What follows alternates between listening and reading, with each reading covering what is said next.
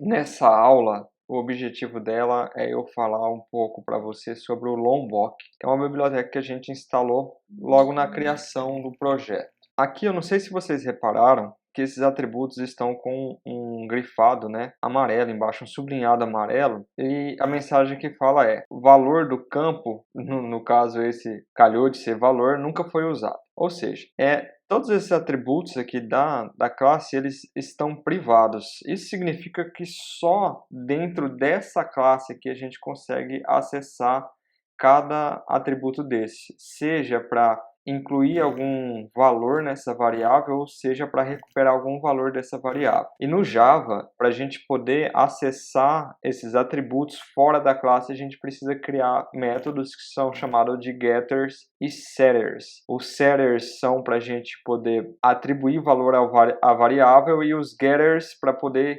resgatar o valor dessa variável. Então aqui nessa classe que a gente tem, a padrão, eu vou criar uma nova variável aqui, chamar de pessoa, fatura, aliás, e eu vou instanciar uma nova fatura, um objeto daquele lá que nós criamos. Se eu entrar nessa variável, ponto, a gente não tem absolutamente nada daquela classe. Nenhum daqueles atributos a gente consegue resgatar aqui.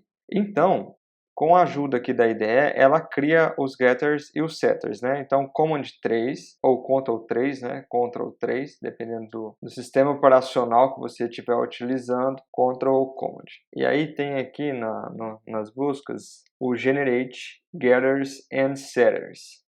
Ok, nós precisaríamos selecionar todos esses atributos e pedir para gerar. Aqui Ctrl Shift F organiza, né, o nosso código, identa ele. Vou salvar. Se eu retornar aqui agora, fatura.set valor, eu poderia colocar um valor dentro desse objeto. Então, bigdecimal.10.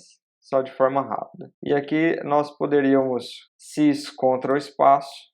Eu poderia imprimir aqui na tela essa minha fatura.get valor.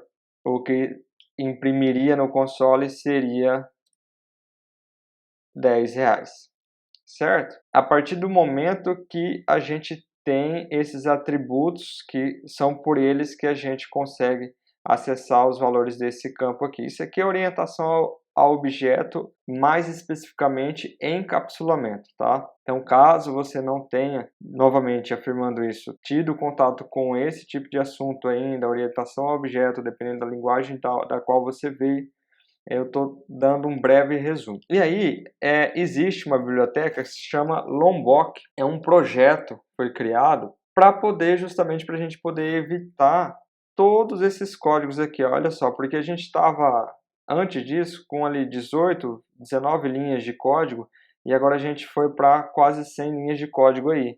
Isso numa classe. Então, para todas as classes que a gente tem, a gente precisaria colocar o getter e setter aqui também e assim por diante. E o Lombok, ele vem justamente para poder curar essa dor aí. E aqui nesse artigo da Bárbara, ela fala, né, que Java é uma linguagem de programação muito poderosa e uma das características que incomoda algumas pessoas são justamente esses códigos, né, por ela ser muito verbosa. E aí esses códigos, eles vêm aqui numa grande quantidade e eles são repetitivos mesmo. E são chamados de códigos boilerplate. Então, olha lá, o getters and setters que eu falei para você, os construtores também, que a gente não chegou a ver isso, mas para poder instanciar aqui, ó, voltando na instanciação dessa classe aqui, isso aqui é um construtor vazio, quando você não coloca nenhum construtor na classe, ele já tem um construtor vazio aqui.